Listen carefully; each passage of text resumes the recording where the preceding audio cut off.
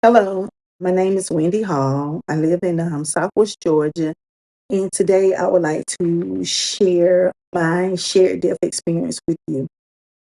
On July the 19th, 2021, it just started out as a regular day. I was on summer break, and my son, my only son, who had just turned 17 years old, was attending the second portion of summer school. And he didn't have a license, he only had a learner's permit. So solely the person responsible for taking him to and from school. At times his father would take him, but for the most part, I would. Well, on July the 19th, it just started out as a normal day. I just remember him waking up saying, "Mom, hurry up, come on now, don't have me late for school." And see, I was glad to hear something like that because I was proud of him, taking responsibility of getting up and going to school because, prior to that, we had dealt with some teenager issues, but he was getting himself back on track. So I was extremely, supportive and proud of him. So I remember getting up that morning and taking him to school. And I remember that day, that morning, he was dressed so nice. And when I say dressed nice, typically in the summer, in a summer program, teenage boys that throw on a t-shirt and some basketball shorts or and just go. But that day he was really dressed nice, like he was dressed like how he would normally dress through the academic school year. And I just remember thinking about that. Why I didn't ask him, I don't know. To this very day, I wonder why I didn't say, "Jay, why are you dressed? Why are you dressed so nice? Why are you dressed up?" But I just didn't. Well, I took him to school, and when I got to school, um, it was like 8:30 on the dot. And I remember him saying, "Mama, you can't take me that way because it's 8:30 now. They're not gonna let me in. So I'll be considered late. So I'm gonna have to go in front of the school." So that meant that I had to drive around in a circular drive. And so as I drove around in a circular drive, now on the phone with one of my friends that I work out with every morning. So I'm on the phone with her, but in the midst of that, as I'm driving up, I see some old colleagues that I used to work with. And so, they had my attention and I was, "Hi, how you doing? Haven't seen you in a long time." Well, I was speaking to them. And so as I was doing that, my baby, his focus was getting out the car and getting inside the building because the bell had just rung. And because I was so busy doing that and talking on the phone, I didn't even say goodbye to him. I had no idea that that would be my last time seeing him. When I dropped him off, of course, I went on about my day and he messaged me actually twice that day. The first time he messaged me, he sent me a picture of a graded assignment that he had gotten back. And he had received a B plus on it. And I just remember being so proud of him. I text back to him awesome sauce. And he texted me back and he was like, "Mama, I'm not in kindergarten." And, he would often tell me that because I'm an elementary school teacher. So those are the terms that I use often, kitty type words. Well, I went home after I finished doing what I had to do that day so I could take a shower and be ready to pick him up at 1:30. Well, doing a couple things at home, the time kind of slipped me. I remember looking at my watch and it was 1:35. I told my daughter, I said, "Taylor," I said, "I gotta go. I gotta go pick JJ up. I'll be right back." She said, "Okay." Well, I went to the car. When I went in the car, something got my attention, but I went ahead and I started the car. And the moment I started the car, I got a ding from the Facebook Messenger app. And I saw that it was my son. His exact words were, "Gotta ride." Well, I took a deep breath because I never, ever liked for him to ride with anyone but family, myself, his father, his sister. I never liked for him to ride with his friends because I was never sure of how well they drove or were they being safe. So I just felt comfortable with taking him wherever he needs to go. Well, I said okay. And so I decided to just sit in the car because earlier that day I had chose to go out and buy him some things because he had sent me a picture of a good grade that he had made and he was doing well at home. And, I just wanted to show him that I was so proud of him. And so I just went out and bought him a couple outfits. And so I just sit here and wait till JJ get here because from his school to my house, the max is 4 to 5 minutes. And so I said, well, it won't take him long. So as I sat in the car, I was sitting there and then my phone rung, but it rung through like Facebook. And as I looked at the phone, I saw that it was one of my son's best friends. My son had several best friends, but I saw that it was one of his best friends. And I didn't think nothing of it. I just thought he was going to say, hey, Miss Wendy, Jay is with me, or, you know, that's all I thought he was going to say. So when I answered the phone, he said, Miss Wendy, Jaden was in a car accident and it's bad. So when he said that, I put the car in reverse. And as I was driving out the driveway, he said, the car has crashed, and on the side that Jaden was sitting on is on fire. And when he said that, it's like I lost every piece of strength that I had. I put my car into park and I jumped out the car and I began to just run and scream and run and just scream and jump. And my daughter, who was in the house, she came out the back door and she said, Mama, no. And she later told me the reason she said that is because she remembered that exact scream the night that my nephew was killed. So she knew it was bad.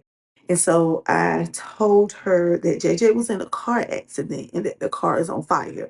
So at this time, she's screaming, I'm screaming, and, we're calling people, we're calling family. We just everywhere, we're all over the place. And so in the midst of that, me hollering and screaming and crying out to God, my phone rung and it was my son's father, my kid's father. And he said, Wendy, please don't come up here. He said, please, I beg you, don't come up here. And when he said that, I knew that it was bad. I knew that it was bad. So when he said that, I just took off running. And I ran to the backyard and I was just running in circles and I was just screaming, screaming. And then I came on around to the left side of the house. Now my daughter was already in front of the house because she was on the phone with our pastor. She was on the phone with different people. And I remember being in front of the house, screaming, almost vomiting, just out of control, just everywhere. And all of a sudden, I had to sit down because something was on me. That's the only way I know how to word it. And so the something that was on me came with a feeling to let me know that something was on me. It wasn't a stinging feeling, it wasn't a sharp feeling. I wish I knew a word to explain what type of feeling it was, but it made me sit down and it felt funny to my body to the point where I was trying to get it off of me. I remember just like trying to get it off of me and trying to get out of it. And my exact word, I know I said this. My daughter says she doesn't remember me saying this, but I know I said it. I said, Taylor, something is on me. And I was trying to get out of the something that was on me. But that something brought peace. It wasn't an earthly peace because I couldn't function in it. And I remember going from hysterical to zero. So that I was trying to get out of eventually encompassed me. I was wrapped in it. And so I remember just sitting there. Now, quiet, like something had took over me. And as I sat there, my daughter was still screaming. She was still crying. She was still on the phone with different people. She had just hung up the phone. And I remember saying, because her screaming brought me out of that stone, out of this world state that I was in. And I remember saying, Taylor, come and sit down. Taylor, it's a piece all over me. So I'm sitting there and she's sitting on the step below me because we're sitting on the front porch. And so as I'm sitting there, I wish I knew how long I was wrapped in that peace, but I don't know how long. I just say for a couple minutes. But when it left, I felt it left. It ascended. It went straight up. And the moment it ascended, I turned to Taylor and said, Taylor, JJ gone. And she said, oh, don't say that. Where's your faith? Mama, you can't say that. Please don't say that. And I said, okay, Taylor. Okay. And so I was so busy patting her like this, saying, okay, we just still sitting there on the porch. Now, at this time, one of my good friends had pulled up. She said from her viewpoint, it looked like my body was there, but I wasn't there. She said I looked incoherent. But shortly after she pulled up, my sister-in-law pulled up. When my sister-in-law pulled up, she said that I had a peace. She says like I had an aura around me. And she said to herself, does she know what happened? She can't know what happened. She looked so peaceful. My sister-in-law said she didn't know how to get out of the car. She was like confused because she see me in all this peace, but she know that I had just lost my son. And no one had verbally told. And so at that time, she got out the car and we all sat on the porch because at that time, no one had came, no one had said anything. And so we had family on the scene and we were just waiting for them to come to let us, verbally know. Well, I had just had that experience, but just that quick. I didn't think about it no more. It was gone. So at that time, everyone was coming. I remember seeing like a trail of cars just coming to my street. And as they came up, I remember seeing my kid's father's truck first. And when I saw his truck, there were like 3 doors open, the 2 front doors and one of the back doors. And now I just knew my son was getting out the back car because if I can count on anyone to go get him, his dad can go get him. Well, his dad got out the car, and as he's walking to the front porch, I jump up, my daughter jump up, and I said, Chip, where is Jay? And he didn't say anything. He fell to his knees. And when he fell to his knees, I fainted. I knew he was gone. Although all that had just happened to me, at that time, I did not think of it.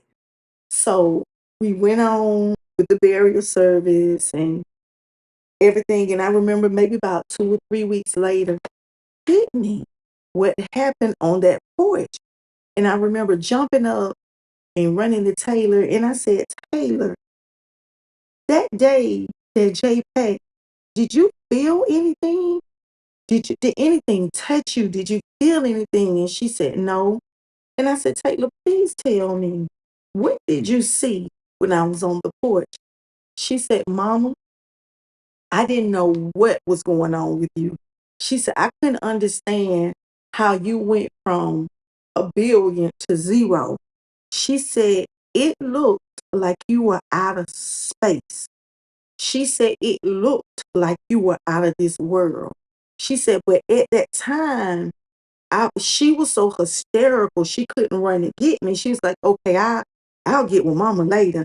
She was just so worried about is Jay okay and in her own state of panic. So, but she said, Mama, I didn't feel anything. I didn't see anything. She said, but I know something happened to you. And so after that happened, I knew something happened, but I didn't know what happened. I didn't know what to call it. I thought I could ask some people, and I knew others that I couldn't ask because they wouldn't have understand if they hadn't had that type of experience. And so I saw a young man on social media and he was talking about his pre-birth experience. And he left his contact information and I reached out to him and I shared my story with him.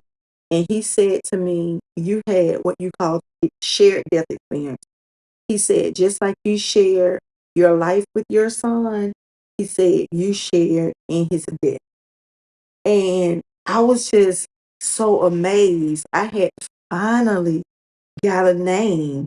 It was finally, I could finally put a name on what happened to me. And even with that, I still like needed some kind of, I don't know, some kind of clarification, some kind of validation. I needed something.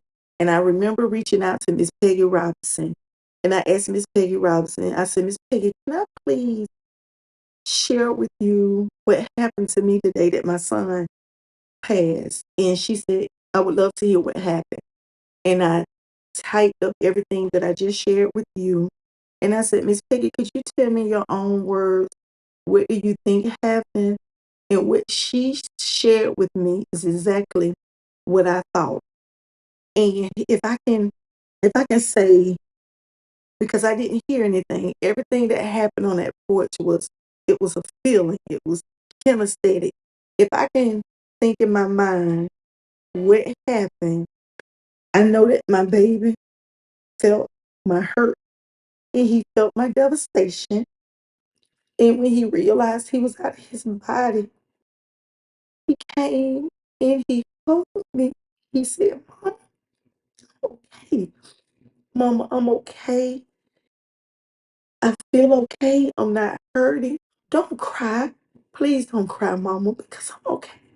And I know he's okay because the peace that I felt that day, as humans, we couldn't even live in that type of peace. That's the peace that passes all understanding. And so I hope that sharing my experience, let you know that your loved one is okay. They're with God. They're in peace. They're in perfect peace. And they live on. They live on.